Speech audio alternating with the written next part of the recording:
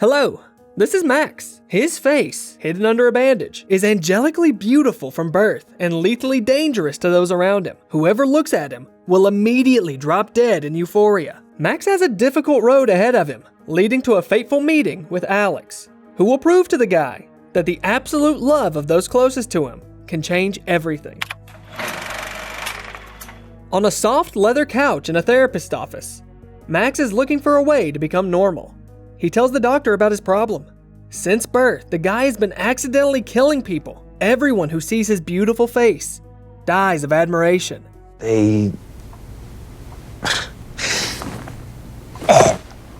Max is forced to hide his face under a mask and glasses, which the skeptical doctor thinks is simply an outward reflection of his inner depression. Alarmed by the rumbling in the office, the boy's parents burst into the room. The doctor, who did not believe him, is lying lifeless on the floor, and Max is hastily wrapping a bandage around his face. The police arrive on the scene. Max is not apprehended, as the doctor's death is written off as a heart attack. However, in a conversation with the parents, the police make it clear that Max's presence around every new corpse in their small town seems suspicious. The hero, meanwhile, shyly watches a pair in love on the corner. He too dreams of having a relationship with a girl like a normal guy. Averting his gaze, Max notices a brick at his feet and takes it with him. In the evening, the protagonist asks his only friend, Dan, who is visiting for dinner, to hit him in the face with this brick to justify the blindfold. Dan refuses and immediately turns the conversation to Max's prospects of building a relationship. One of the walls in the guy's room is decorated with his hand embroidery, and Dan sees this as a problem. The guy thinks his friend is turning into a lonely grandmother who shuts herself off from the outside world.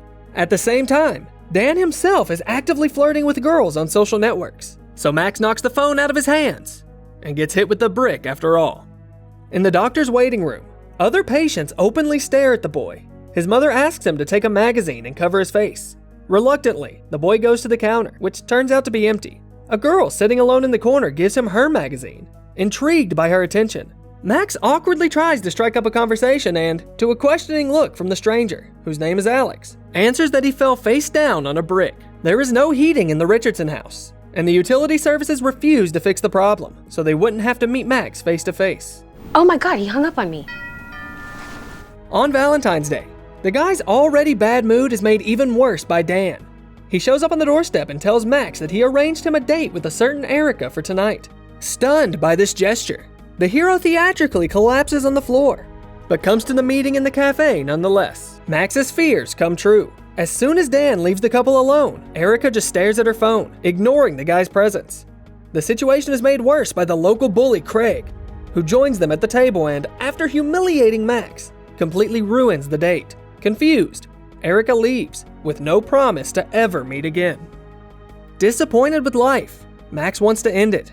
Alex, the girl from the hospital, finds him in tears holding at the bridge railing. In a situation so tragic for the guy, she behaves cheerfully and at ease. Wow, my life is pretty dark. It could be the sunglasses. Alex offers him jelly beans, the least tasty ones she has left, and suggests finding a higher bridge to jump from. Their conversation is interrupted by an approaching bus, and the girl is in a hurry to catch it. So Max gives up his bad idea and rushes after her. It turns out that the girl works in a nursing home. She explains to Max why she took him with her. Only when surrounded by old people can you learn to truly appreciate life. These words are fully confirmed by her patients, Esther and Rosemary. The cheerful elderly women kindly welcome Max and accept him into their company. You wrote novels? Write novels. I'm not dead yet. After the visit to the nursing home, Alex walks Max home to make sure the guy doesn't end up on the bridge again. Shy with girls, he takes the risk and invites Alex to go out tomorrow, but she declines the offer. Max doesn't take no for an answer either, and the next day he timidly waits for her at the bus stop. Taking advantage of the fact that the girl is late for her bus, the guy offers to spend a couple of hours together. Alex hesitates for a second, but agrees. The couple wanders around the store, buying all sorts of stuff, including an unthinkable amount of sweet jelly beans to fill a whole tub, in which the teenagers have a nice conversation later. Alex says the tub of jelly beans isn't quite up to her ideal. The girl wants to end up in a river full of celery-flavored jelly beans. In this friendly setting, Max decides to tell Alex the truth about his peculiarity. The girl's reaction is very calm. It turns out that this is not news to her, and in the moment of revelation, she tells him about her illness as well. excitement causes inflammation, which causes my heart to grow. This reaction is caused by an allergy to endorphins. The girl's body rejects positive and negative emotions. Alex constantly wears a vest with sensors on her chest and takes medications. Her heart is fine as long as the red light is not on. After a while, Max and Alex go to the movies together. The girl is frank that Max is her first friend, and she hasn't been to a movie in a long time, as she is constantly sick and has no time to have fun. Alex has taken a bottle of wine for each of them, and while watching the movie, the couple have a great time playing a drinking game. It turns out that Max got drunk for the first time, and Alex had to escort him not only home, but also to his room. There, the girl sees the embroidery on the wall and asks the guy to gift her something similar. The mutual attraction finally brings the two closer together, but the moment for a kiss is ruined by Miss Richardson's voice. Not expecting to see a girl in their son's room, the parents cause an awkward situation.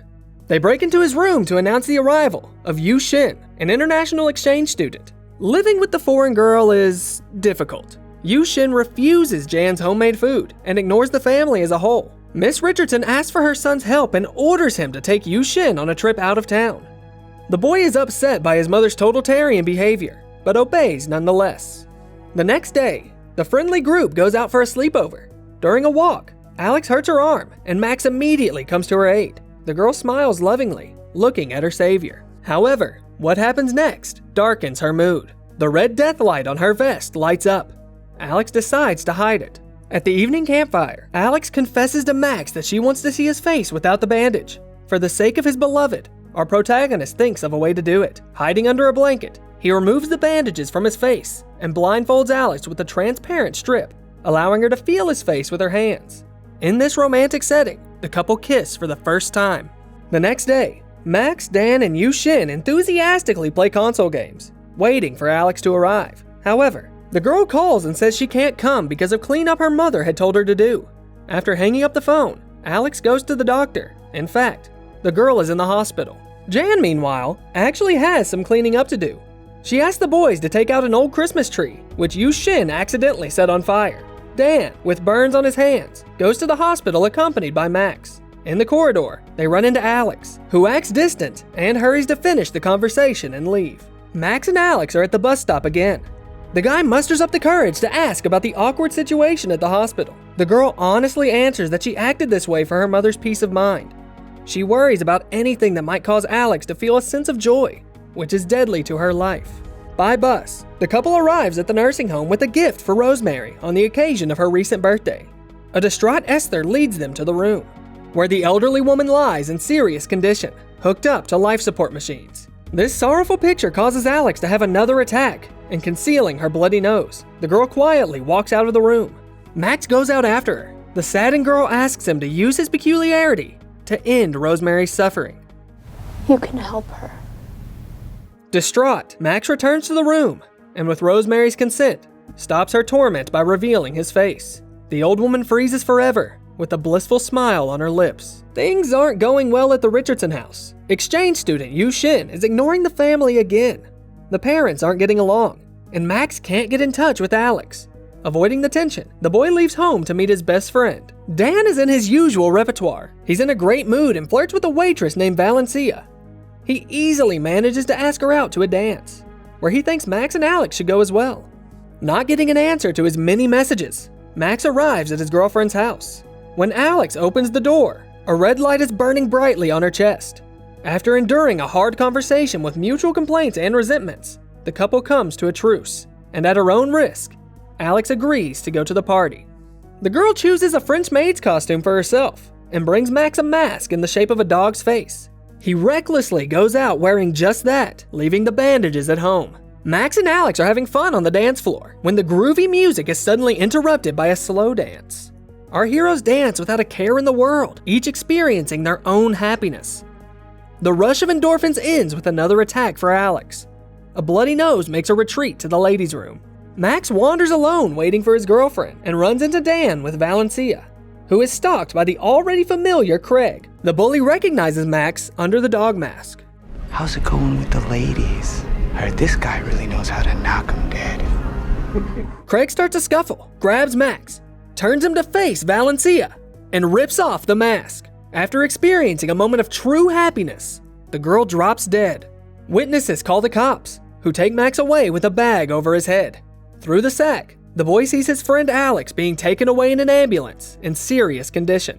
Max spends the night at the police station, and in the morning after his release, rushes to the hospital. In the ward, he finds his girlfriend hooked up to life support machines and an IV drip. Hoping for Alex's recovery, Max asks her to show him her medicine. Turns out, however, there never was any. Alex confesses that her illness is incurable and tells the truth that she was diagnosed with this fatal disease when she was just 4 years old. The doctors predicted she would not live more than 16 years. The girl had spent all these years with the bitter realization that she would never go to college or start a family of her own. Alex knew in advance that she was going to die. She apologizes to Max for acting selfishly and letting him fall in love, and hints that she wants him to put her out of her misery.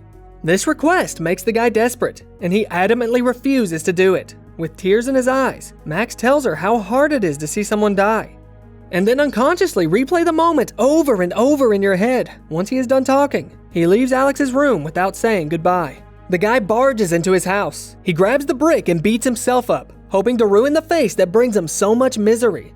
His parents manage to calm Max down, but for the next few days he sinks deeper and deeper into depression, ignoring Alex's calls.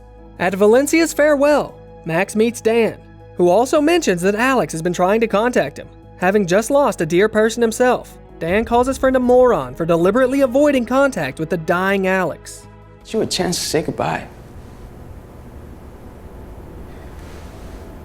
The meeting with his friend brought Max to his senses, and he finally shows up at the hospital. When Alex opens her eyes, she can vaguely see him and the embroideries hanging on the wall. Her condition is so bad that the girl can no longer do without an oxygen mask. Max gives his friend the gift she once asked for, an embroidery piece with her image on it. Lying down next to her, Max confesses that it's very hard for him to say goodbye, which is why he has avoided seeing her for so long. Exhausted by her illness, Alex once again asks to end her suffering, and this time, the guy is willing to do it. He asks his friend to close her eyes and removes the bandages. Alex kisses Max for the last time, and overcoming her fear, looks at his face. But nothing happens. The love in her big heart has cleared the girl's gaze of prejudice. She sees before her not a source of danger, but simply a man who can do her no harm. Nevertheless, Max and Alex smile at each other for the last time. The rush of endorphins triggers another attack, and during the night, while Max slept, Alex passed away with the memories of him before her eyes. In the morning, the guy woke up in an already empty room. After the funeral, Max goes to the very bridge they talked at to send a letter to Alex, in an envelope with her name on it. He seals what his friend dreamed of, a pack of celery jelly beans, and throws it into the river. On the soft couch in the therapist's office, Max reveals that he has become normal. The case of Valencia's death was closed. The cause of death was determined to be a serotonin overdose. The case was reported in every single newspaper, and Max began to receive letters from people who needed his help. A quick and painless death. His face used to cause pain. Now, it relieves the pain of others. From now on, the guy can do without a mask with the people closest to him. Alex has revealed a secret to him. Unconditional love provides immunity. As always, you'll find the movie title in the description. In the meantime, let us know in the comments, what would you do if you had the same looks? Give this video a like and subscribe to the channel so you won't miss new awesome stories.